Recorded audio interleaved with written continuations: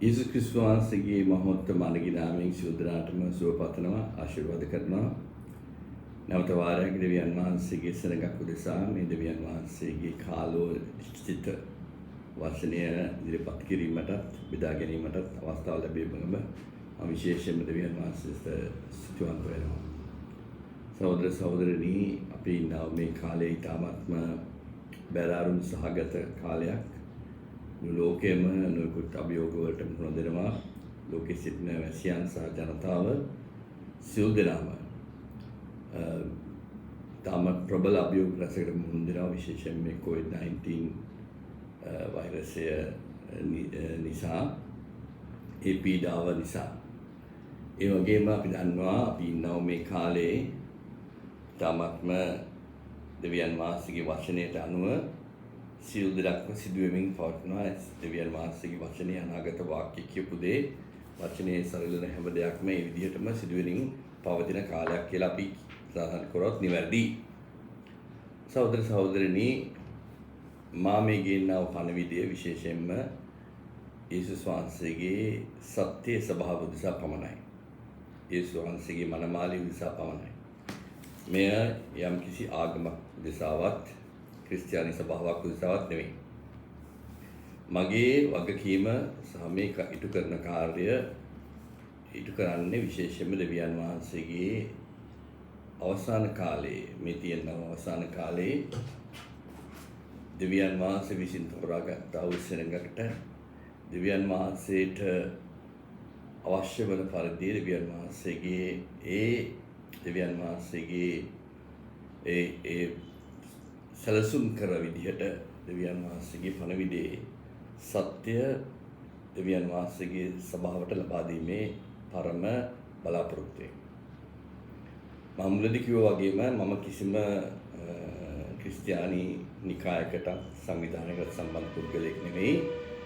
මම ක්‍රිස්තියානි කියනා වූ ආගමික නිකායකට කිසිම සම්බන්ධයක් ඍජුවම සහ වක්‍රවත් නැහැ. මුලදී මම කිව්වා වගේ බෞද්ධ පරිසරයකින් පැමිණෙන දෙවියන් වහන්සේගේ කැඳවීම අවුරුදු 45කට ප්‍රථමයෙන් මට ලැබුණා. මේ සත්‍ය අවබෝධ කරගෙන සත්‍ය දැනගෙන දෙවියන් වහන්සේ තුල සත්‍යයෙන් සහ දෙවියන් වහන්සේ තුල ඒ ජීවනයෙන් ප්‍රතිඵල ප්‍රකාශ කරමින් දෙවියන් වහන්සේගේ සත්‍ය පුද්ගලයෙක් හැටියට ප්‍රකාශ වීමට මම කිසිම ආගමකට සම්බන්ධත් නැහැ. ආගමකට විරුද්ධව හරි එකඟව කතා කරන පුද්ගලයෙකුත් නෙමෙයි. ආගමකට බඳවා ගැනීමේ කටයුතු වලටත් මම කිසිම සම්බන්ධයක් නැහැ. නමුත් මම සත්‍ය ප්‍රකාශ කරනවා. සත්‍ය අවබෝධ කරගන්නට දෙවියන් වහන්සේ තුලට සම්බන්ධ වීම හැකියාවක් තියෙනවා. මා යම් කිසි සංවිධානයක් ගොඩනැගීමටත් සභාවක් ගොඩනැගීමටත් ආත්මයක් ගොඩනැගීමට සදී පැහැදී නැහැ. නමුත් දෙවියන් වහන්සේගේ ඒ විශ්වගත දෙවියන් වහන්සේගේ ඒ සභාව, දෙවියන් වහන්සේගේ සභාව, යේසුස් වහන්සේගේ සභාව යේසුස් වහන්සේ විසින්ම තමයි නිර්මාණය කරන්නේ. ඒකේ සභාව ප්‍රබලත්වයේ තියෙන යේසුස් වහන්සේ තුලයි, යේසුස් වහන්සේගේ ලේ තුලයි, යේසුස් වහන්සේ අපිවගේ මුදවා ගැනීම තුලයි. අපි ඊටාත්ම සත්‍ය දේවල් ප්‍රකාශ කරා ගිය සතියේත් ඊට පිටපැයි සතියේ. මේ දේවල් සමහර වෙලාවට නිකායික ක්‍රිස්තියානි සංවිධානවලත් පෙන්තකොස්ත වෙන්න පුළුවන්, ඉවැන්ජලිකල් වෙන්න පුළුවන්. මේ අවබෝධය නැහැ. පැහැදිලිව කියන්නේ. මොකද උන්ට ඒ අවබෝධය ලබා ගන්නට හැකියාවක් හා අවස්ථාවක් නැහැ. උන් වාණිජ්‍ය මට්ටමේ ලෞකික මට්ටමේ ක්‍රියා කරමින් දෙවියන් වහන්සේගේ වචනය උන් ලාමකව හිතලා ලාමකව ක්‍රියාත්මක කරන සෙනඟක් බවට පත් වෙලා තියෙන නිසා. ගිය සතිය අපි සාකච්ඡා කරා විශේෂයෙන්ම කායින්ගේ පාපය මනුෂ්‍යයාගේ ශරීරගත වීමේ ක්‍රියාවලිය පිළිබඳ. මේ පිළිබඳ කිසිම හරි අවබෝධයක් ක්‍රිස්තියානි භක්තිකයන්ට තිබෙන්නේ නැහැ, විශේෂයෙන්ම නිකාවල සිටින කට්ටියට. අපි ඉන්නවා මේ අන්තිම සභා කාලේ මේ එළිදරව්ව දෙවියන් වහන්සේ විසින් දෙවියන් වහන්සේගේ සෙනඟට ලබා දීලා තියෙනවා. මොකද අපිට අවශ්‍යයි සත්‍ය අවබෝධ කරගෙන සත්‍ය දැනගෙන දෙවියන් වහන්සේගේ ඒ කැඳවීමේ පංකාරයක් වීමට නම් අපේ දෙවියන් වහන්සේගේ මුදවා ගැනීමේ කාර්යයට සම්පූර්ණව සහභාගී විය යුතුයි.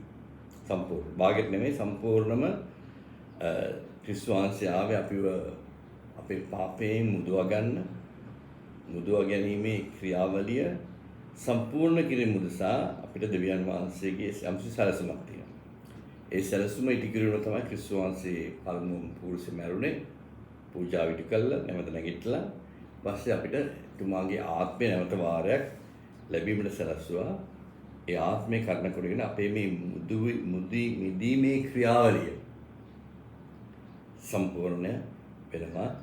දෙවියන් වහන්සේගේ සැලසුමට අනුව විශ්වාසික කාලේ පැමිණහම අපිව නැවත වාරයක් තුමාගේ මනමාලි හැරෙට ඔසවාගෙන දෙවියන් වහන්සේගේ සැලසුමට ක්‍රියාත්මක කිරීම. අපි හුඟක් දේවල් දැනගත යුතුයි විශේෂයෙන්ම පරණ ගිවිසුමේ පටන් ගැනීම පිළිබඳ සිදුවන දේවල් පිළිබඳ අවබෝධ කර ගැනීම ඉතාමත්ම වැදගත්. ඒ වැදගත්භාවය ඉතාමත්ම කියනවා නම් විශේෂයෙන්ම දෙවියන් වහන්සේට සේවය කරන දෙවියන් වහන්සේගේ දාසයන්ගේ යම්කිසි ප්‍රගුණත්වයක් තියෙන්න ඕන. දෙවියන් වහන්සේට සේවය කරන යම්කිසි දාසයෙක් සිටිනවා නම් සේවකෙක් සිටිනවා නම් ඔහු තුළ යම්කිසි ගුණාංග තුනක් මම දකින්නවා. ඒ ගුණාංග තුනක් තමයි විශේෂයෙන්ම ක්‍රිස්තු වහන්සේ කියපු දේවල්. ක්‍රිස්තු වහන්සේ කිව්වා දෙවියන් වහන්සේ කොහොමද මාව එව්වේ ඒ විදිහට මම නුඹලාව සෙනග වෙතට අරිනවා. As the Father has sent me, so I sent you. දෙවියන් වහන්සේ කොහොමද ඒ විශ්වාසය එව්වේ? වාක්‍ය මාංශය කරලා. වාක්‍ය මාංශය කරලා එව්වේ.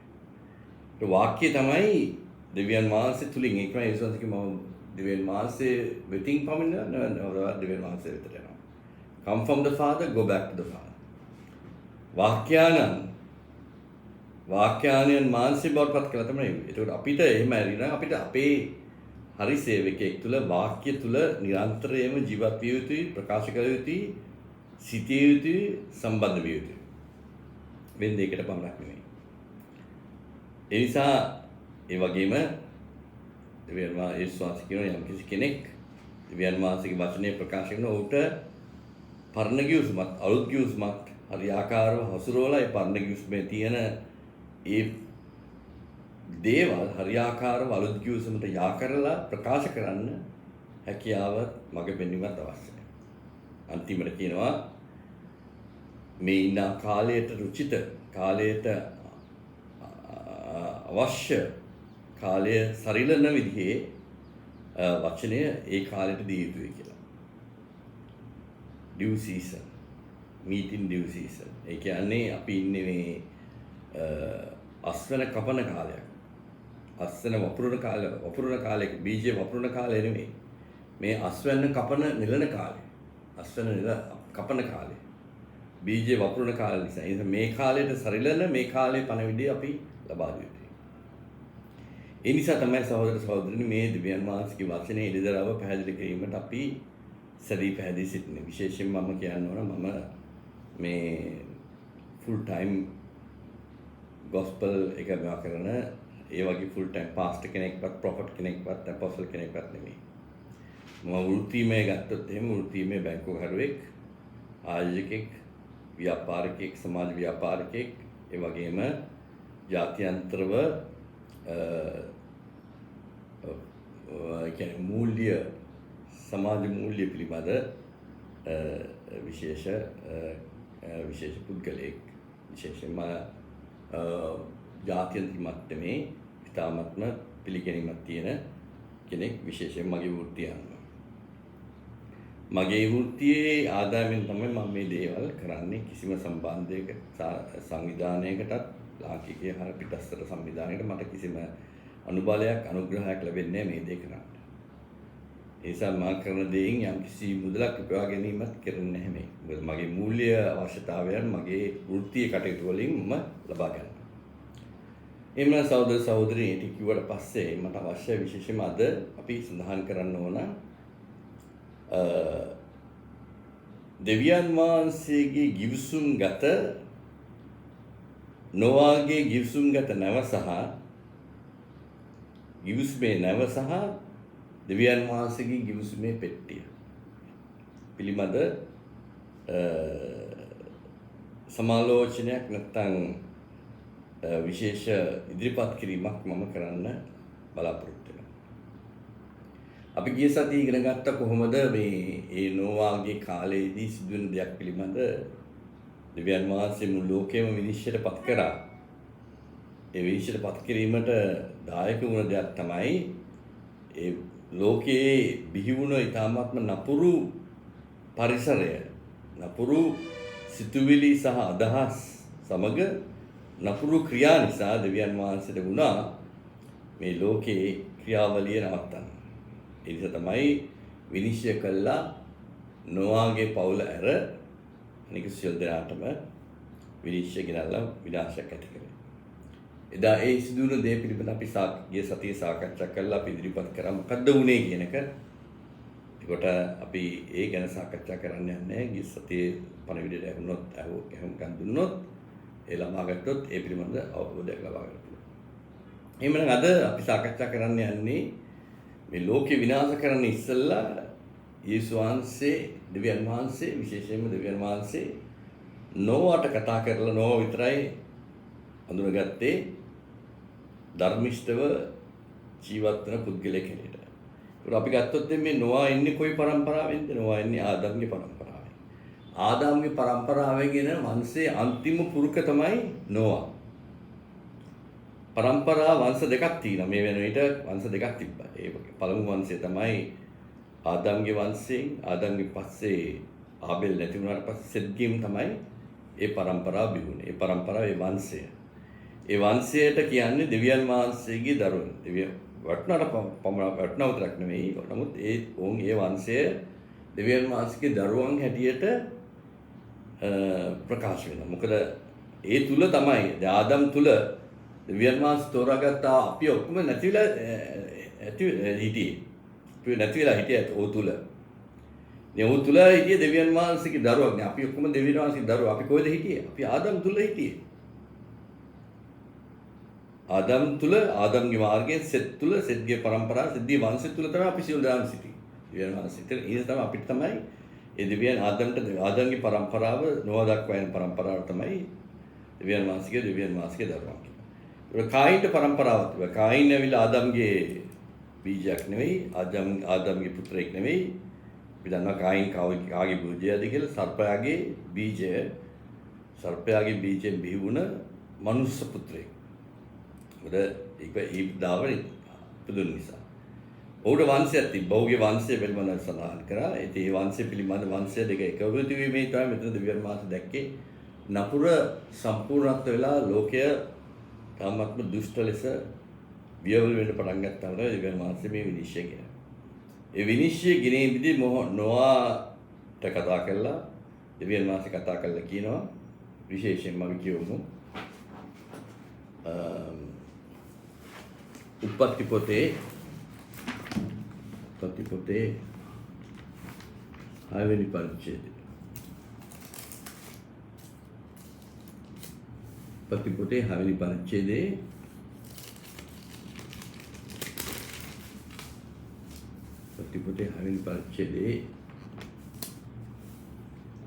14 ඉඳන්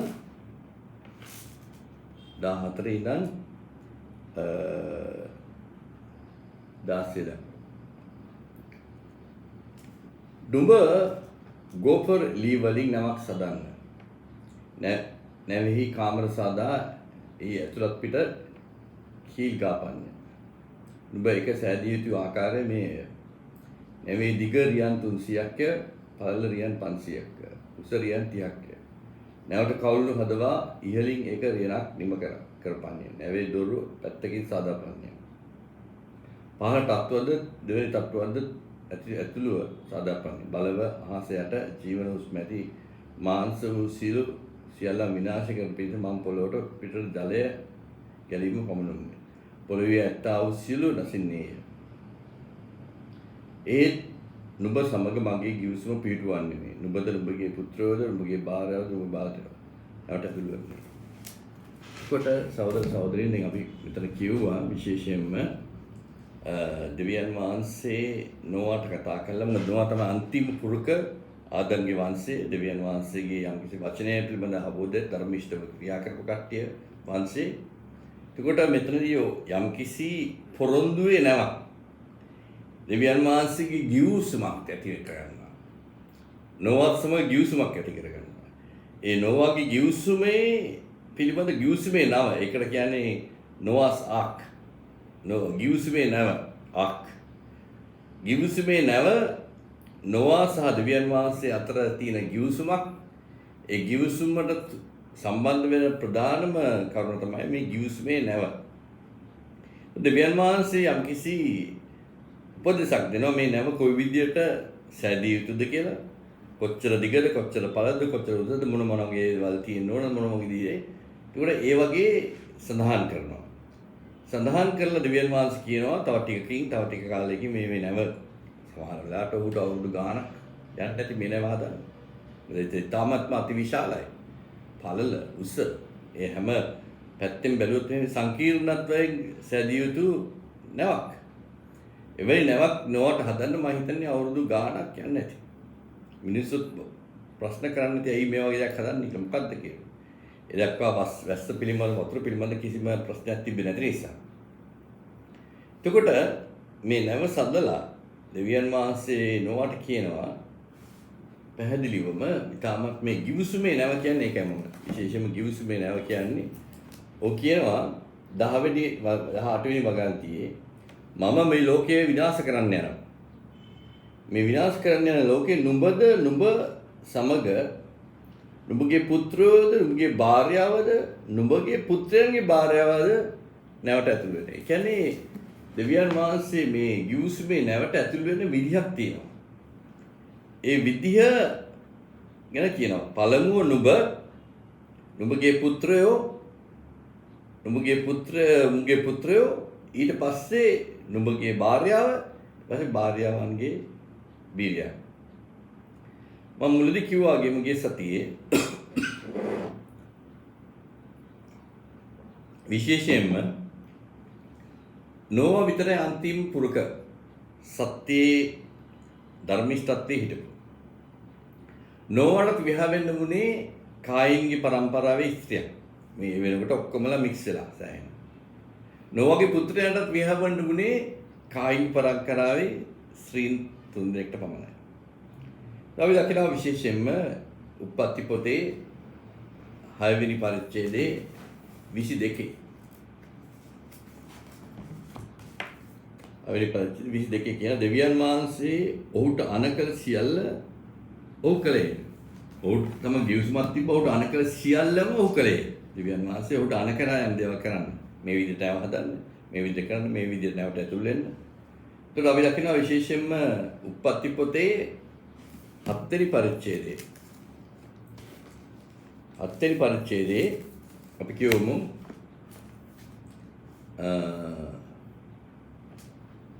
7 8 9 10 11 12 ගෙඩිකට අදින ජලගැලප නිසා නොවාද ඔහු සමග ඔහුගේ පුත්‍රයෝද භාර්යාවද ඔහුගේ පුත්‍රයන්ගේ භාර්යාවද නැවට ඇතුළු වූයේ.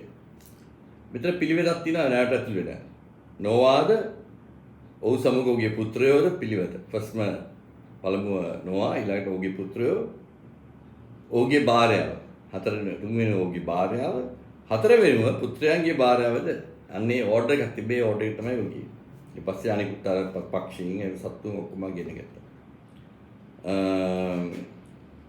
ඒක තමයි 8 ඉඳන් උප්පත්ති පොතේ 7 වෙනි පරිච්ඡේදයේ 7 සහ 8 ඒක කියනවා. ඊට පස්සේ නොවාට කිව්වා අනපරිදි ඔය සත්තු ඔක්කොම පිරිමි ගෑනු ඔක්කොම සත්තු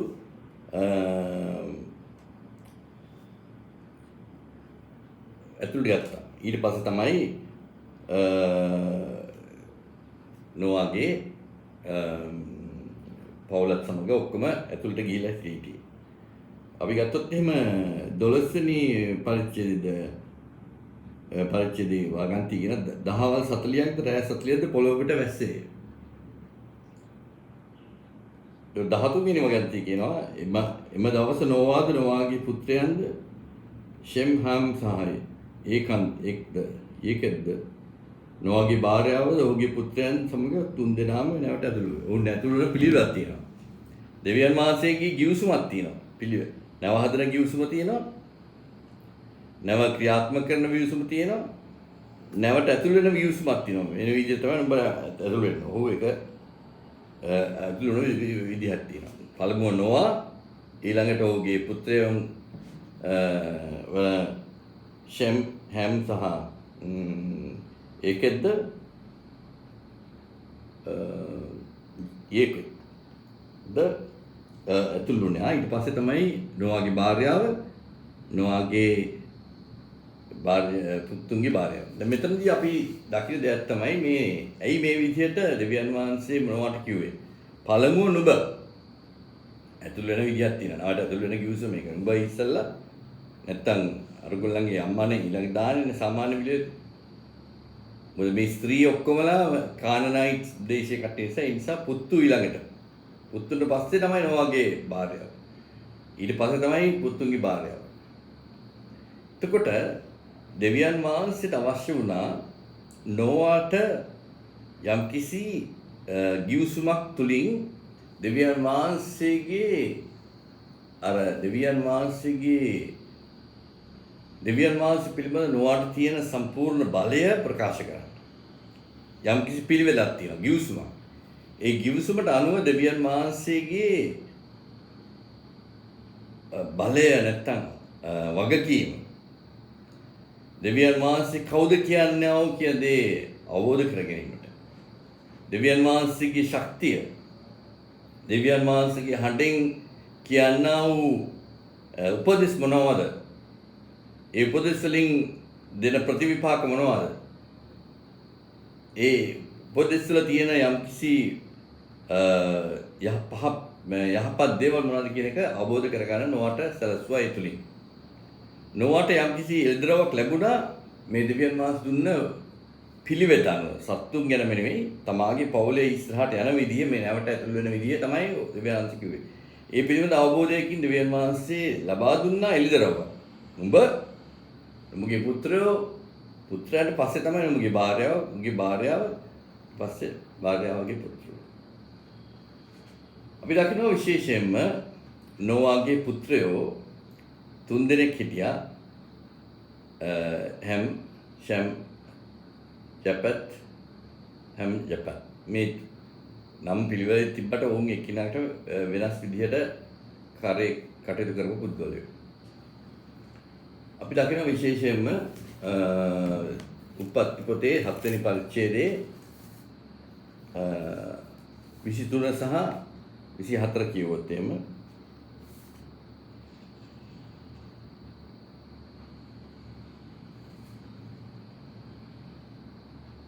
ඒකට මෙතනදී අපි මුළු ලෝකෙම විනාශ වුණා. එතන කියන මුළු මනුෂ්‍ය සම්පූර්ණ සියලු හැම දෙයක්ම විනාශ වුණා. 7 වෙනි පරිච්ඡේදයේ 23 සහ 24 කියවොත් මේක අපිට කරන්නේ මුළු ලෝකෙම දෙවියන් වහන්සේතුලින් විනාශ කරන මේ ජල ගැලපීම. ඊට පස්සේ 8 වෙනි පරිච්ඡේදයේ 4 කියනවා කොහොමද මේ නැව දෙවියන් වහන්සේ මේ ගිවිසුමේ නැව 7 වෙනි මාසේ මෙතන කියනවා 4 වෙනි වගන්තින 5 දක්වා. නැව 7 වෙනි මාස දවස් 7 වෙනි දින අරරත් කඳු පිට නැවතුණාය. දවස් 3 මාස දක ජල නොකඩාම බැස්සේ. දවස් 3 මාස පළමු දින ඒ නිසා ජල ගැල්ම දැන් බැහැගෙන යනවා. එතකොට අපි දකිනවා මෙතන කරුණු කීපයක්. දැන් මම මුලදීම කිව්වා විශේෂයෙන්ම අවබෝධ කරගන්න ඕන සහෝදර සහෝදරණී නොවාගේ පවුල පිළිබඳ. ඔක්කොමලා දැන් මැරිලා ගියා විනාශ වෙලා ගියා පවුලේ ඉතුරුලා තියෙන නොවා සහ නොවාගේ පවුල. නොවාගේ පුත්‍ර 3 දෙනා සහ නොවාගේ භාර්යාව සහ ඔහුගේ භාර්යාව. එතකොට මේ පුත්‍ර 3 දෙනා අමතරව ස්ත්‍රීන් 4 දෙනෙක් හිටියා. නොවාගේ භාර්යාව සහ මේ ස්ත්‍රීන් පුත්‍රගේ භාර්යාව. ඔබේ හැම ස්ත්‍රියක්ම කානාන් වංශයෙන් එන කට්ටිය. නොවාගේ වංශයේ කට්ටිය නෙවෙයි. නොවාගේ වංශයේ කට්ටිය ඉතුරුලා හිටින්නේ නොවාට විවාහ කරගන්න. ඒකට නොවාගේ පුත්‍රුන්ට විවාහ කරගත්තේ කානාන් ස්ත්‍රියන්. එතකොට දැන් මෙතනදී දෙවියන් වහන්සේ විශේෂයෙන් මේවා ඔක්කොම දැන් මේ වතුර බහැලා විනිශ්චය ඉවරලා දැන් මොනවට කතා කරනවා දෙවියන් වහන්සේ. කතා කළා 8 වෙනි පරිච්ඡේදයේ 13 ඉඳන් ඊට පරිච්ඡේදයේ 13 ඉඳන් තවද 801 වෙනි අවුරුද්දේ පළමු මාස ජලගැල්ම පොළේ මාස සිදී තිබුණේ. නෝවා නැව වැස්ම ඇර බැලුවේ බලව භූමිතලයේ වේලී තිබුණේ. දෙවෙනි මාස විසින් දින පොළොවේ වේලී තිබුණේ. එවිට දෙවියන් වහන්සේ නෝවාට කතා කොට. දෙවියන් වහන්සේ නෝවාට කතා නුඹද නුඹගේ භාර්යාවද නුඹගේ පුත්‍රයෝද නුඹගේ පුත්‍රයාගේ භාර්යාවද නැවෙන් පිටට වරෙල් යාය. නුඹ සමග සියලු සිදුණු ආකාරයේ සත්‍යයන්ද පක්ෂීන්ද සුභාවන්ද සියලු බඩගාන පතින්ද පොළොව පිටට බෝ වෙන පිණිස උඹ සමග රැගෙන එන්න. එවිට නොවාද ඔහුගේ පුත්‍රයන් සමග පුත්‍රයන් සමග ඔහුගේ පුත්‍රයෝද ඔහුගේ භාර්යාවද ඔහුගේ පුත්‍රයන්ගේ භාර්යාවද පිටට ආවෝය. මෙතන පොඩි වෙනසක් සිදු වෙලා තියෙනවා. පොඩි නෙමෙයි ලොකු වෙනසක්. පළමුව මෙතන දෙවියන් වහන්සේ පළමුව කිව්වේ මේ නැවට එන විදිහයි නැවට එන්ට වෙන ඇතුල් වෙන විදිහයි පිට වෙන විදිහයි. නොවාගේ පවුල විතරද මේ දැන් ඉතුලා තියෙන්නේ.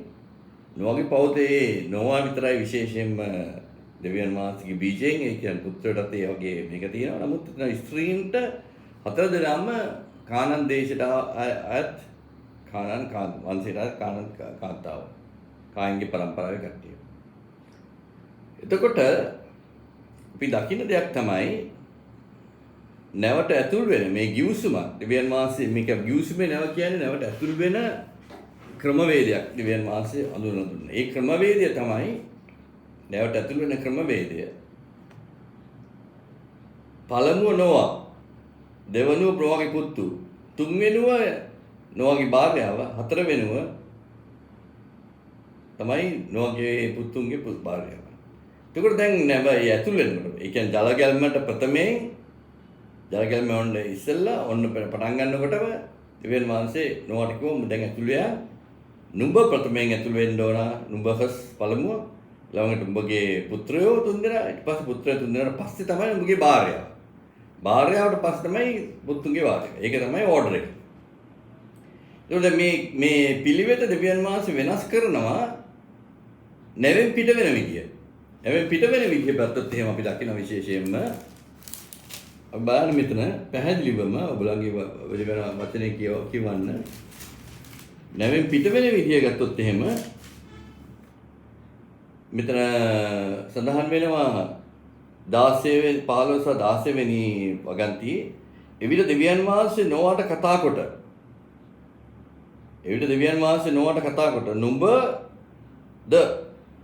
නුඹගේ භාර්යාවද නුඹගේ පුත්‍රයාවද නුඹගේ පුත්‍රයන්ගේ භාර්යාවද නැමෙන් පිටත්තට වරෙල් යාය. එතකොට මෙතන යම්කිසි ගිවිසුමකට යම්කිසි ඕඩර් එකක් දෙවියන් වහන්සේ යම්කිසි ඉන්ස්ට්‍රක්ෂන්ස් එහෙම නැත්නම් දෙවියන් වහන්සේගේ උපදෙස් මාලාවක් නොවට නැවත වාරයක් දෙනවා. පළමුව දුන්නා නුඹ පළමුව මුගේ පුත්‍රය දෙවනුව පස්සේ මුගේ වයිෆ් මුගේ භාර්යාව ඊට පස්සේ භාර්යාවගේ භාර්යාව. නැවෙන් පිට වෙනකොට දෙවියන් වහන්සේ කියනවා ඒ පිළිවෙත වෙනස් කරනවා. මොකද වෙනස් කරන්නේ? තුමා කියනවා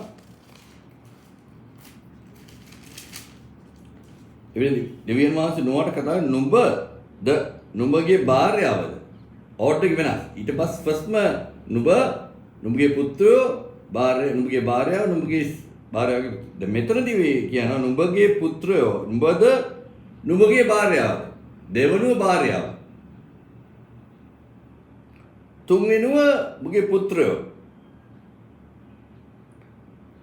ඊට පස්සේ පුත්‍රයන්ගේ භාර්යාව මේ දෙවියන් වහන්සේ යම් දෙයක් අවබෝධ කරගෙන යම් කිසි ගිවිසුමක් තියෙන නිසා මේ ගිවිසුම පිළිබඳ ඒක වගකීම ගිවිසුම ඉටු කිරීම වගකීම නොවට කියදී නොවට මේ එළිදරව් දෙනවා. ඔව් මේ එළිදරව් දුන්නා නොවාගේ ලොකු අතපෙස්පමක් වුණා. නොවට කිව්වේ නුඹගේ භාර්යාව නුඹගේ පුත්‍රගේ ඕඩර් එක චේන්ජ් කරලා ෆස්ට් ඕඩර් එකට වඩා. ඇතුළ වෙන ඕඩර් එකක් තිබ්බ පිට වෙන ඕඩර් එකක්. මොකද ඇතුළ වෙන ඕඩර් එකට දෙවියන් වහන්සේ නොවට හඳුන්වලා දුන්නා නුඹ මගේ වංශයෙන් මගේ ආත්මයෙන් මගේ වචනයට අනුව දින මෙතන කට්ටිය. ඒ නිසා ඒ අනුග්‍රහය, ඒ අනුබලය, ඒ ව්‍යවස්ථාපිත తত্ত্বය ක්‍රියාත්මක කළ යුතුයි. නුඹ තමයි ඒ වංශය පිළිබඳ ගෙන යාමේ වගකීම තියෙන නිසා. එතකොට නොවාට දෙවියන් වහන්සේ අර විදිහට එන්න කිව්වත් නුඹගේ භාර්යාව, නුඹගේ පුත්‍රයෝ, ඊට පස්සේ නුඹගේ භාර්යාවන්ගේ පුත්‍රයෝ. එහෙම තමයි දෙවියන් වහන්සේ නොවට උපදෙස් දුන්නේ. නමුත් එවිට 18 වෙනි වගන්තිය කියනවා 18 වෙනි වගන්තිය කියනවා එවිට නොවාද ඔහුගේ සමග ඔහුගේ පුත්‍රයෝද ඔහුගේ භාර්යාවගේ පුත්‍රයට ආවේ. කොහොමද එළියට ආවේ? නොවාට දෙවියන් වහන්සේ ඉන්ස්ට්‍රක්ෂන්ස් උපදෙස් දුන්නත් මේ විදිහට නික නොවේ ඒ නවට ඇතුළු වෙන විදිහට තමයි එයා එළියටත් ආවේ. පළමුව ඔහු පුත්‍රයෝ ඊට පස්සේ භාර්යාව අන්න ඒක. එතනදී අර නැවට ඇතුළු වීමත් නැවට පිටවීමේ යුසුමේ වෙනසක් දෙවියන් වහන්සේගේ බලාපොරොත්තු වෙන වෙනසට වඩා වෙනසක් නොවා කරා. නොවා ඒ එකඟත්වයක් තියෙනවා. යුසුම කියන්නේ එකඟත්වයක්. මේ නැව කියන්නේ එකඟත්වයේ නැවක්. ගිවිසුම. නැව ගිවිසුම. ගිවිසුමේ නැව. ඒ ගිවිසුමේ නැවට ඇතුල් වෙන යම්කිසි පිළිවෙලක් තියෙනවා. දෙවියන් වහන්සේ සිළුවේ. දෙවියන් වහන්සේ මේ පවුල තුලින් තමයි මේ ලෝකයේ විශ්වයේ මේ ලෝකයේ ආරම්භය ඇති කරන්න හදන්නේ. ඒ නිසා නොවට ලොකු වගකීමක් තියෙනවා. මේක සම්පූර්ණ පවුලක් පිරිසුදු පවුලක් හැටියට ගියන. මෙතන තියෙන ලොකුම අභියෝගය තමයි මේ පවුලේ ස්ත්‍රීන් සියලු දෙනාම කායින්ගේ වංශයට අයිතිලා තියෙනවා. නොවා සෞගේ පුත්‍රයන්ට තමයි අර දෙවියන් වහන්සේගේ වංශයට ඉන්නේ. නමුත් හැම ස්ත්‍රියක්ම කායින්ගේ වංශෙ නිසා වෙන විදියට හිතන්නේ ඕගොල්ලෝ. වෙන විදියට බලාපොරොත්තු වෙන වෙන විදියට කටයුතු කරන්නේ. යම් දෙයක් කරොත් මේගොල්ලෝ වෙන විදියට ඒක කරන්නේ. එතකොට ඒ නිසා තමයි විශේෂයෙන්ම නැවට ඇතුල් වීමේදී දෙවියන් වහන්සේ නොවට විශේෂ කටයුතු කරන්න කිව්වා. නුඹගේ මා උඹට දීලා තියෙන විශේෂ බලය authority එක අනුග්‍රහය නුඹගේ නායකත්වය නුඹගේ මේ වචනේ පිළිබඳ තියෙන මාත් සමග සිටින ඒකත්වය ඒ පිළිබඳ දේවල් පිළිබඳ නිසා තමයි නොවට කිව්වේ නායකත්වය අරගෙන ස්ත්‍රීන් උන්ගේ හිතන විදිය වෙරදම කායින්ගේ පරම්පරාවේ කට්ටිය නිසා පුත්‍රයන්ටත් ඒ අවස්ථාව දුන්නා. පුත්‍රයන් දෙවියන් වහන්සේ තුල දෙවියන් වහන්සේගේ බීජය නිසා මොවුන් දෙවියන් වහන්සේගේ බීජය ආදම්ගේ හරහා එන ඔත් ස්ත්‍රීන්ට ඒ බීජය නැති නිසා උට ඒ එල්දරවත් උන්ට නැහැ ඒ පිළිවෙල.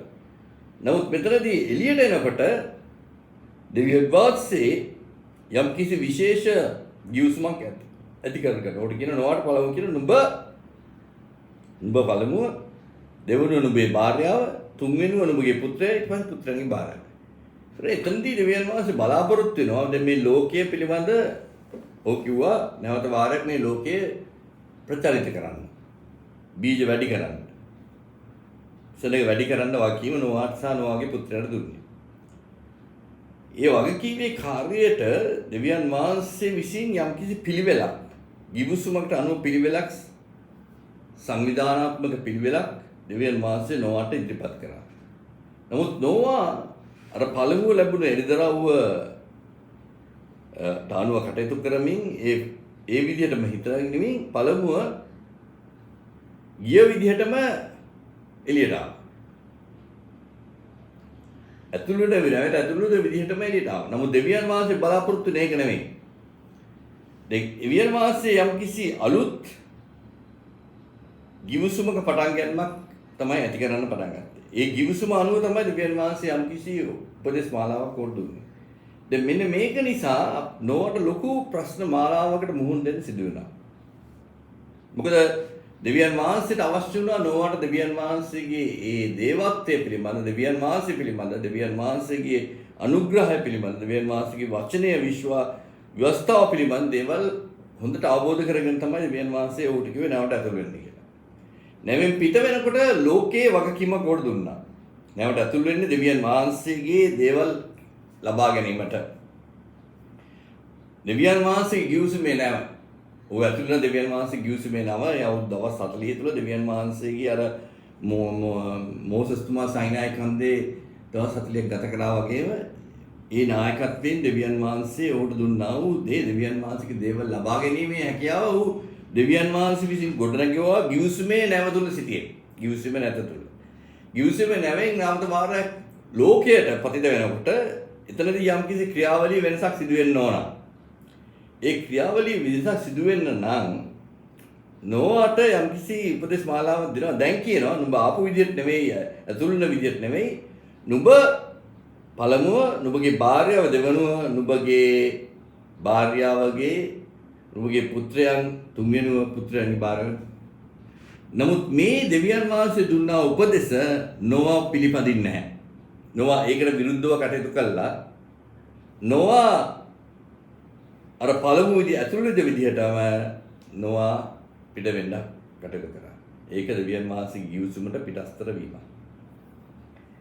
නොවාට හිතන විදිහට ඒක කරගෙන. එතකොට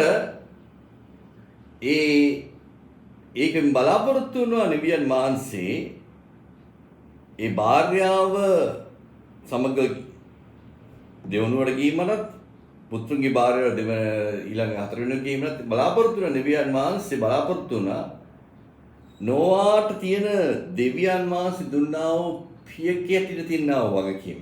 මේ ලෝකේ ප්‍රචලිත වගකීම. නොවාගේ පුත්‍රයන්ට තියනා වගකීම.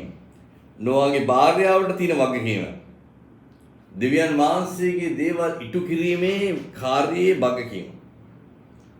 මෙන්න මේ කටයුත්ත තියෙද්දී අපි දකිනවා විශේෂයෙන්ම දෙවියන් වහන්සේ ඔහුට කියනවා නවවෙනි පරිච්ඡේදයේ උපතිපතේ නවවෙනි පරිච්ඡේදයේ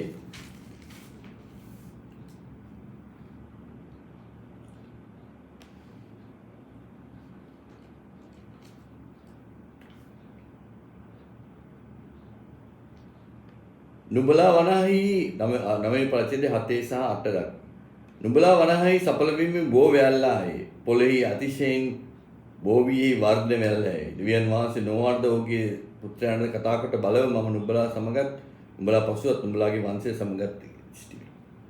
එතකොට දෙවියන් වහන්සේ වගේම කියනවා 11 වෙනි වගන්තිය 7 වෙනි 9 වෙනි පරිච්ඡේද 11 වෙනි නුඹලා සමග මාගේ ගිවිසුම පිහිටුවන්නෙමි. දැන් දෙවියන් වහන්සේ කතා කරන වර්ෂාවගේ පුත්‍රයන්ට ජල ගැල්මෙන් පස්සේ සියලු සත්වය තවත් විසඳන ලබන්නේ පොළවේ නාස්ති කරන පිණිස ජල ගැල්මක් ඇති වන්නේය.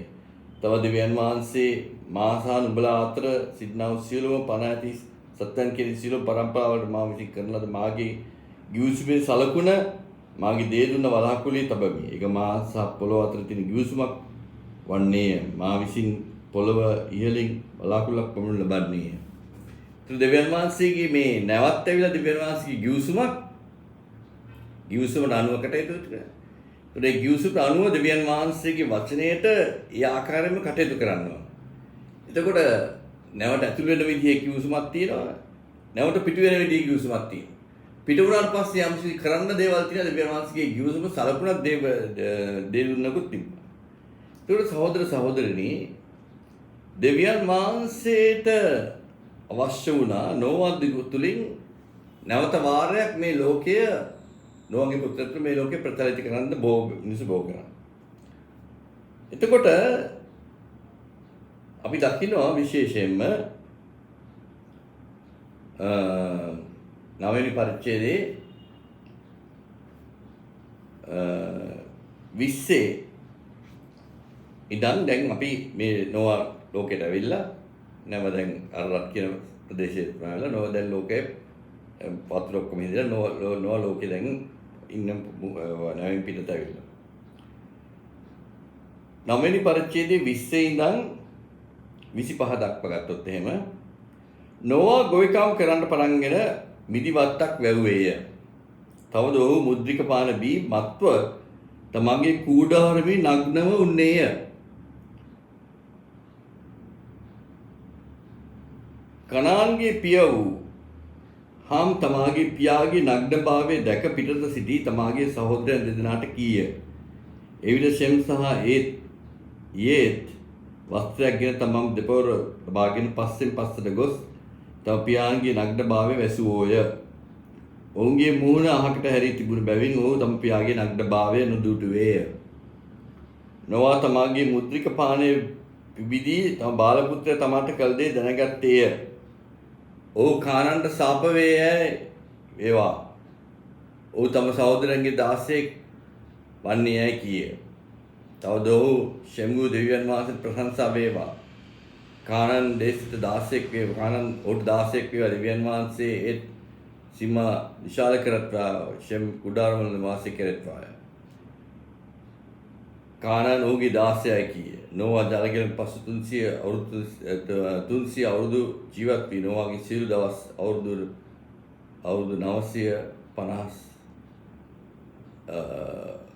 950ක්. සහෝදර සහෝදරිනි මෙතනදී තාමත්ම මට කියන්න ඕන විශේෂ දේවල් ටිකක්.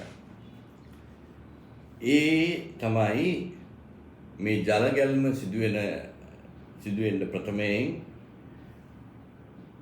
මේ ලෝකයේ දෙවියන් වහන්සේගේ ආදම්ගේ වංශය දෙවියන් වහන්සේට ඍජු සම්බන්ධයක් තිබ්බ වක්‍ර සම්බන්ධයක් තිබ්බ ආදම්ගේ වංශයෙන් වැටුණාට පස්සේ පාපයට වැටුණාට පස්සේ ආදම්ට ආදම්ගේ වංශයේ දෙවියන් වහන්සේ කිව්වේ දෙවියන් වහන්සේගේ දරුවන් කියලා. ආදම්ගේ වංශය. මොකද ඒ තුල දෙවියන් වහන්සේගේ වංශය සිටිය. දැන් අපි සියලු දෙනාම සිටිය ආදම්ගේ තුලනේ.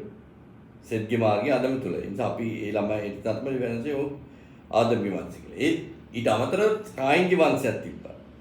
ඒ කායින්ගේ වංශය තුලින් තමයි නොයෙකුත් දෙනා බිහි වුණේ. ඒගොල්ලෝ තමයි මනුස්ස පුත්‍රයෝ සහ මන්තු දුවරු කියලා කිව්වේ. එතකොට මේ කායින්ගේ වංශය සෙත්ගේ වංශයත් එකමුතු වෙලා මික්සුනාට පස්සේ දෙවියන් වහන්සේ විනිශ්චය ගෙනාවා.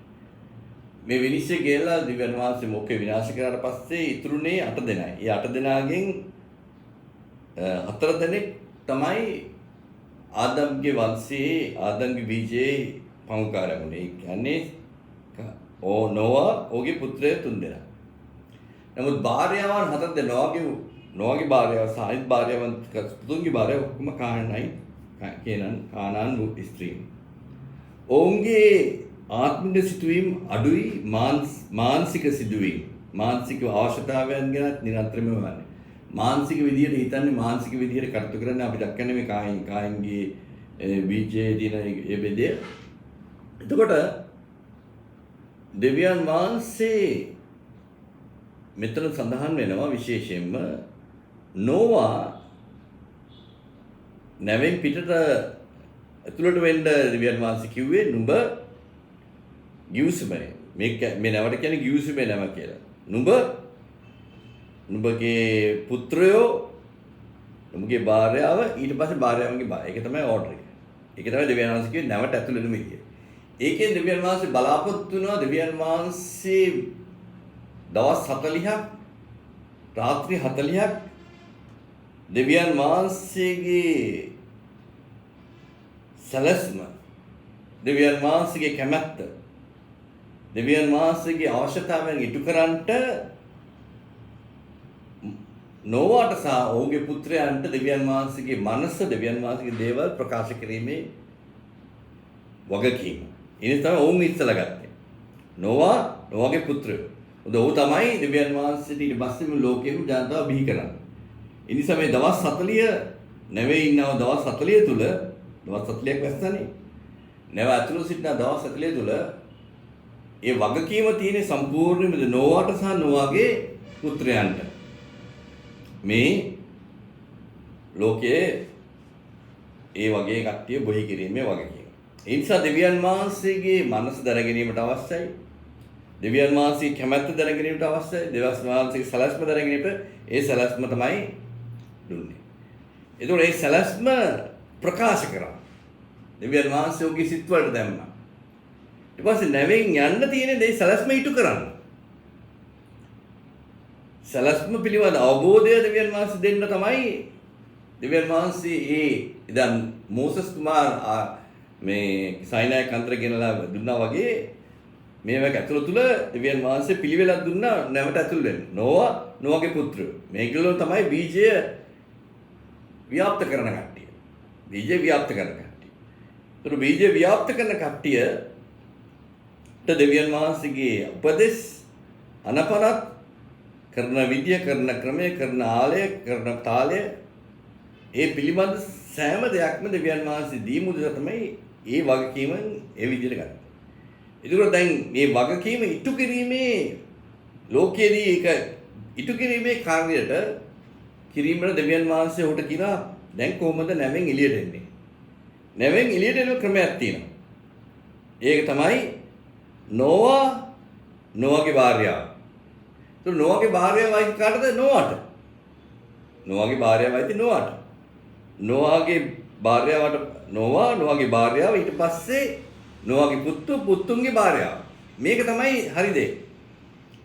අපි දැක්ක මම පැහැදිලි කරා විශේෂයෙන්ම අපි මනුෂ්‍ය වැටීමට එක හේතුවක් තමයි දෙවියන් වහන්සේ ආදම්ට අයිතිව තිබ්බා වූ ස්ත්‍රිය තම අයිතිය පාවා දුන්නා සර්පයාට. ආදම් කිව්වේ මේ තමයි මාගේ ස්ත්‍රිය, මාගේ ශරීරය, මාගේ බීජය, මාගේ එළට ඇටේ. නමුත් ඒ අයිතිවාසිකම මේ දෙවියන් වහන්සේ පහදලා දුන්නා මෙතන නෝවාට නුඹගේ අයිතිය, නුඹගේ භාර්යාව නුඹටයි අයිති. භාර්යාවගේ අයිතිය තියෙන නුඹට. භාර්යාව වෙන කෙනෙක්ට අයිති නැහැ. ඒ වගේම ඒ ඔබගේ භාර්යාව තුළින් නුඹගේ ඒවට කටයුතු කරන්න ඕන. උඹටත් හැකියාවක් තියෙනවා, නුඹටත් තියෙනවා භාර්යාවට යම්ගේ භාර්යාව තුළින් යම්කිසි ක්‍රියාවලියක්. ඒ වගේම පුතුන්ටත් තියෙන භාර්යාවන් තුන් දෙනෙක් ඒගොල්ලන්ගත් තියෙන මේ ලෝකේ ප්‍රචාරිත කරන්න. නමුත් මෙන්න අපි දකිනවා විශේෂයෙන්ම නෝවා ඔහුගේ වගකීම් ඉටු කිරීමේ ක්‍රියාවලියේ පසුබාන. මොකද ඔහු කරේ? ඔහු ඒ විදියට කරන්නේ නැතුව ඔහු කොහොමද ආවේ? දෙවියන් වහන්සේ කිව්ව විදියට නෙමෙයි ඔහු එළියට ආවේ. දෙවියන් වහන්සේ කිව්ව විදියට වැරදි විදියට. ඔහු ආවේ අර නැවට ගිය විදියට තමයි ආවේ. ඔහු පිටුනේ ඔහු පුත්‍රයෝගේ භාර්යාවගේ ඔහුගේ පිටුනේ ඔහුගේ පුත්‍රයෝ, ඔහුගේ භාර්යාව, සපුත්‍රයන්ගේ භාර්යාව. මෙතන තමයි ලොකුම ප්‍රශ්නය ඇති වුණේ නෝවාගේ. ඒ විතරක් නෙමෙයි නෝවා ඔහුගේ ඒ දෙවියන් වහන්සේ දුන්නා වූ විශිෂ්ට වගකීම් පැහැරීමේ කටයුත්තකට නියුණා. මෙතන කියන නෝවා ගොවිකම් කරන පටන් ඔහු මිදිවත්තක් වගා කළා. මුද්‍රික පානේ බී මත් වෙනවා හැමදාම මත් වෙලා ඉන්නවා. මේව මත් වෙලා ඉන්නකට ඔහුට ඔහුගේ භාර්යාවට කරන්න පුළුවන් ඒ භාර්යාව ස්වාමි පුරුෂයාගේ කටයුත්ත ඔහු කරන්න හැකියාවක් නැතනේ. මම දැන් හැමදෙස්සම මිනිහ බීලා ඉන්නවා නම් ගෙදර උදේ ඉඳන් හවස වෙනකම්ම ඔහුට වෙන දෙයක් කරන්න හම්බෙන්නේ නැහැ නේ. උට ළමයින්ට ගණන්න බෑ. යම් දෙයක් කියලා දෙන්න විදියක් නැහැ. ගණන්පනක් දෙන්න විදියක් නැහැ. භාර්යාවට සලකන්න ප්‍රදයක් නැහැ. භාර්යාවට ආදරය කරන්න, ප්‍රේම කරන්න වෙලාවක් විදියක් නැහැ. ඒ වගේ නොයෙකුත් අතපසුනාව. මෙතනදී කියන ඔහු බීමත්ව තමාගේ කුඩාරම නග්නව සිටියේය. ඒව නග්නව සිටිනේ කානාන්ගේ පිය වූ තම පියාණන්ගේ නග්නභාවය දැක සහෝදරයන්ට කීයේ. මෙතනදී මේ නෝවා ඔහුගේ ලීඩර්ෂිප් එක එහෙම නැත්නම් ඔහුගේ නායකත්වය ගන්න නැතිකොට ඒ නායකත්වය පිළිබඳ ලොකු පවුලේ මේ කවුද මෙතන ලීඩර් කවුද මේ ෆැමිලි එකේ හෙඩ් කියන එක මේ පවුලේ නායකයා කවුද කියන එක ප්‍රශ්නයක් ඇතිලා තිබ්බා. දැන් අපි දකිනවා විශේෂයෙන් මේ දරුවන්ගේ ප්‍රථමය ඇවිල්ලා ෂැම් නෙවෙයි. ෂැම් ඇවිල්ලා මේ පවුලේ දෙවනියා. තුන්වෙනියා තමයි හැම්.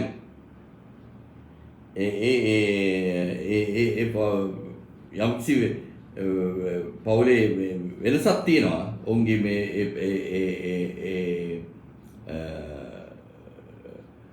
පවුලේ පුත්‍රයන්ගේ ජපත් කියන එක්කෙනා තමයි අන්තිමයට දාන ජපත් තමයි පවුලේ මූලිකයා. එතකොට පවුලේ අන්තිමය තමයි ෂැම් කියන එක්කෙනා. එතකොට මේ හැම් තමයි දෙවනිය.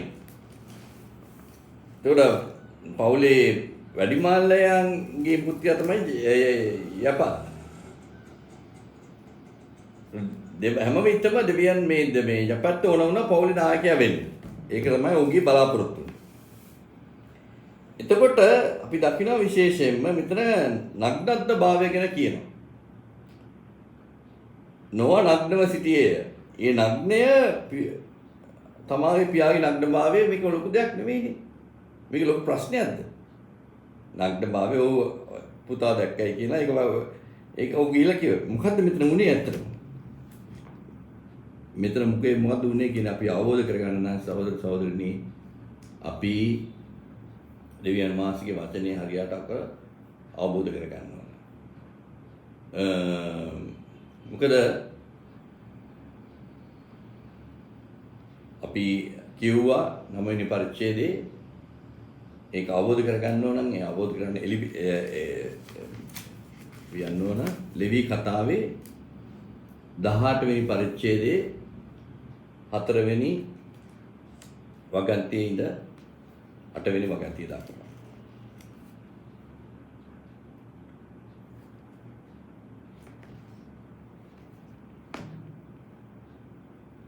නුඹලා මාගේ විනිශ්චයන් ඉෂ්ට කර මාගේ පනත් පවත්වා ඒවා හැටියට හැසිරිල්ලාය.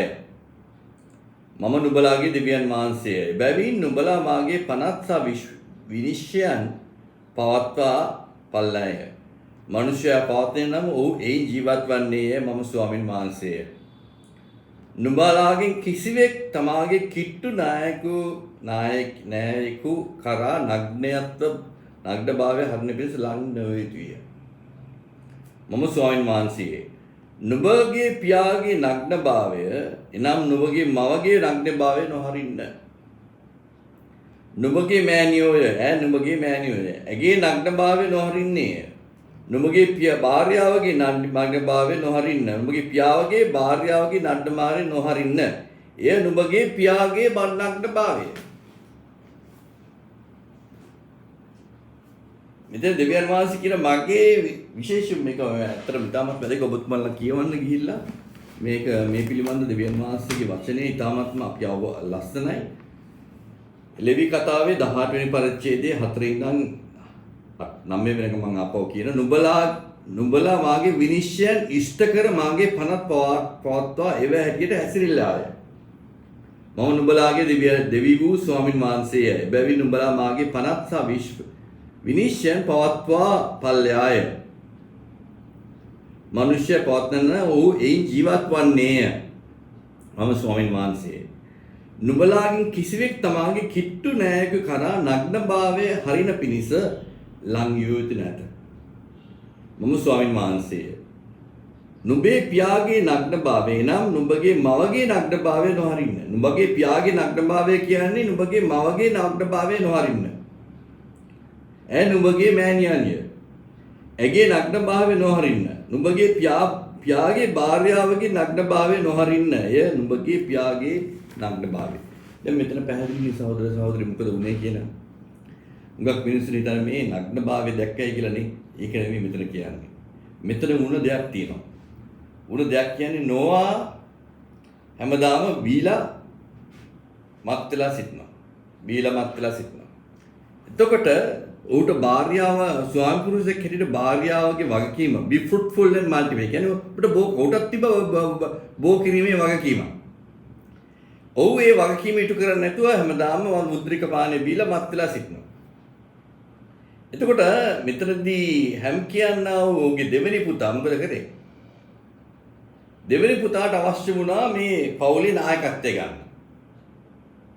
ඒ නායකත්වය ගැනීමේ ප්‍රබල ක්‍රියාවලියක් තමයි ඒ පියාගේ භාර්යාවගේ අයිතිය ගැනීම. ඒක තමයි ඌ හිතන්නේ ලෞකික විදියට. පියාගේ භාර්යාව ඒක තමයි අපි බයිබලයේ දකින හුඟක් අවස්ථාවල අපි දකිනවා මේ බයිබලයේ ඒ ක්‍රියාවලිය පියාගේ භාර්යාවගේ අයිතිය ගත්තොත් එතනදී පවුලේ නායකත්වය ලබා ගන්න හැකි වෙනවා කියන එක තමයි මෙතන මේ හැම් කියන පුතා හිතුවා. මොකද කරේ? ඔහු ඔහුගේ මාවත් සමග ලිංගික සංතරපේ සැපතුණා. ලිංගික සම්බන්ධකමක් ඇති කරගත්තා නොආගේ භාර්යාව ඔහුගේම මාවත් සමග. මොකද කානාන් දේශීය කාන්තාවන්ට ඒ වගේ හොඳ නරක වැඩි අවබෝධයක් නැහැ. නොආගේ භාර්යාව ඒ තමාගේ පුත්‍රයාත් සමග හැම් කියනවා පුත්‍රයාත් සමග ලිංගික සම්බන්ධකමක් ඇති කරලා ඒ ලිංගික සම්බන්ධකම ඇති කිරීමේදී ඔහුට අවශ්‍ය වුණා අනික් සහෝදරයන්ට පෙන්වන්න කරන දැන් මම මේ තමයි මෙතන ලීඩර්. තාත්තගේ භාර්යාවගේ අයිතිවාසිකම මම බාරගත්තා. මොකද නොආ ඒ වගකීම අත්හැරලා තිබ්බා. ඒක සහෝදර සහෝදරිනී නොආ නැගිටලා මේ කටයුතු වුණාට පස්සේ බලන්න අපි දකිනවා නොආ නැගිටලා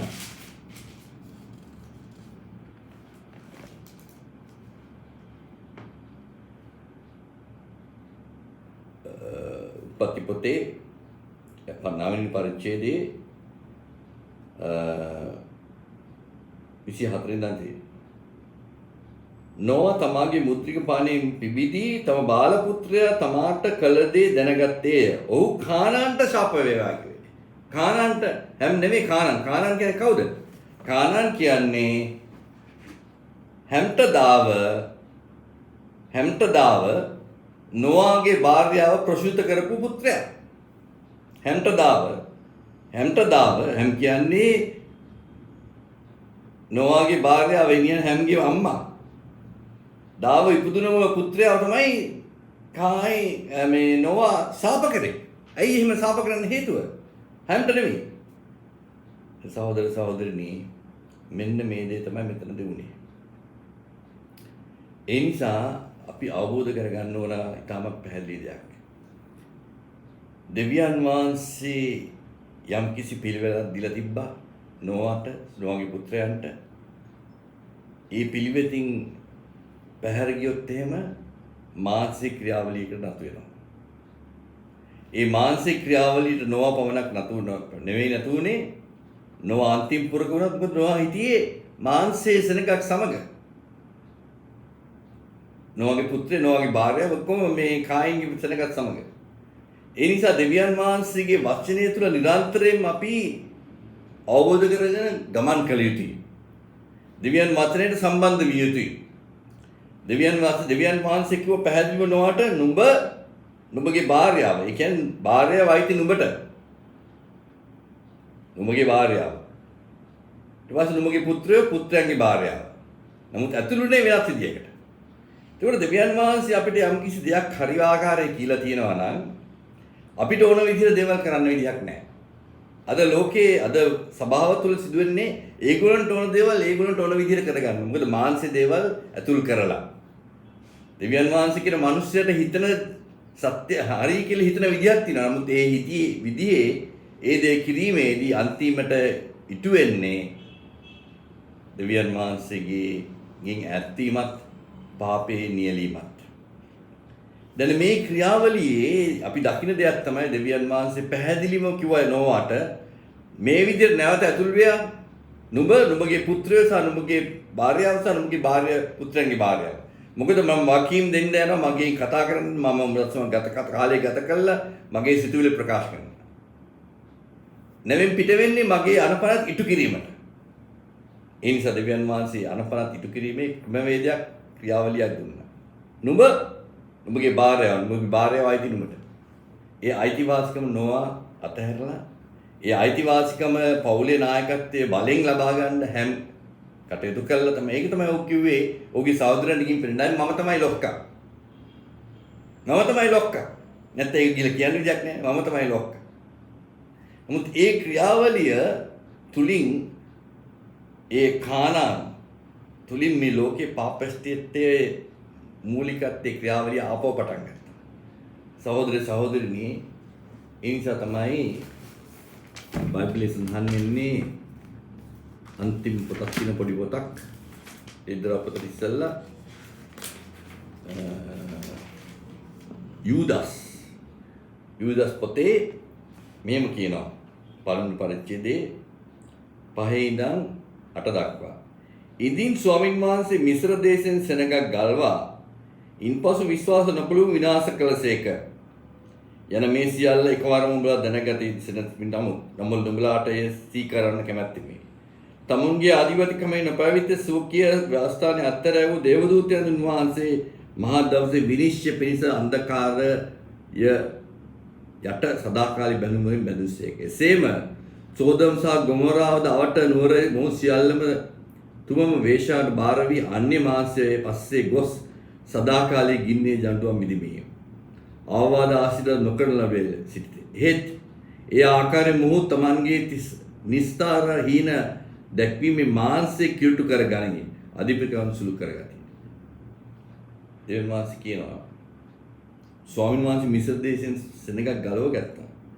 නමුත් ඔහු විශ්වාස නොකළ නිසා විනාශ කළා.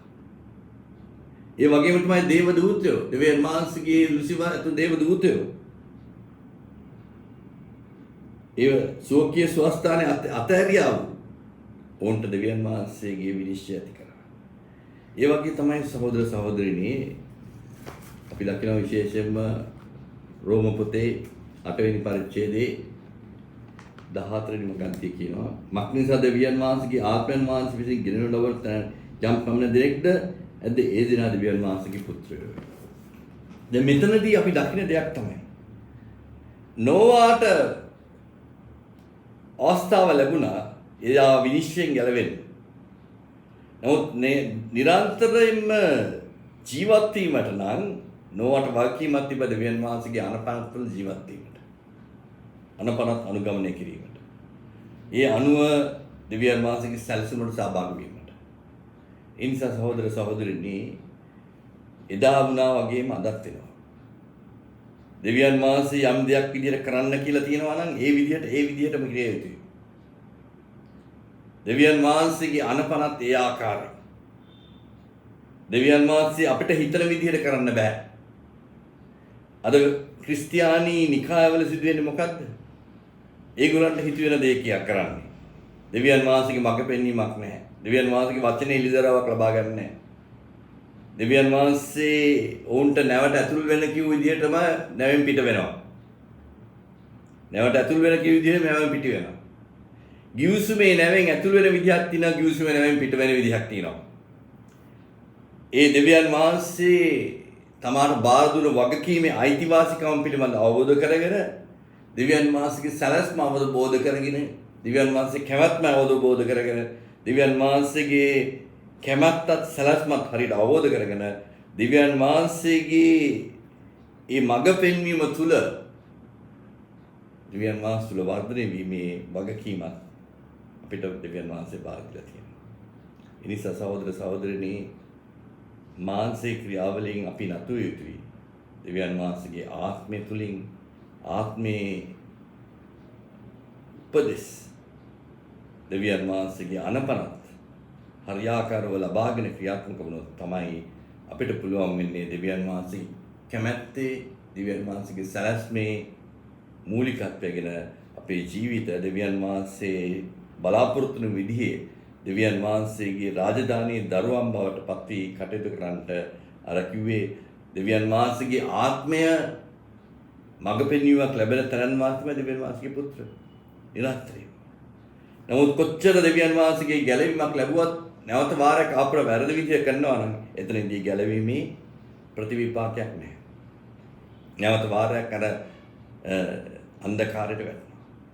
නිරන්තරයෙන්ම හැම විටම දෙවියන් වහන්සේගේ ආත්මේ මඟ පෙන්වීමෙන් වචනයේ අනුග්‍රහයෙන් දෙවියන් වහන්සේ තුල වර්ධනය වී දෙවියන් වහන්සේගේ සදාකාලයේ ඒ දෙවියන් වහන්සේගේ ආත්මයේ පංකාරන් බවට පත් වෙලා අපි පරිවර්තනක වූ දෙවියන් වහන්සේගේ තෝරාගත් අවසනක බවට පත් වී අපි ආත්මා කරනවා.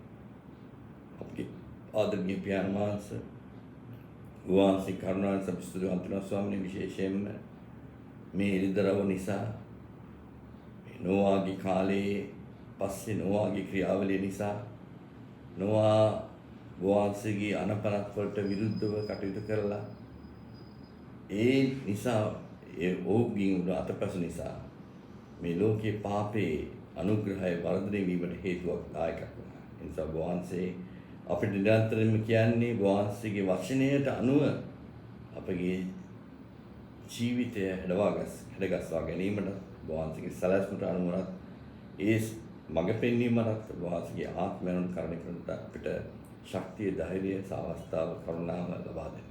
යේසුස් වහන්සේගේ නාමයෙන් ආමෙන්. සිතී සියලු දෙනා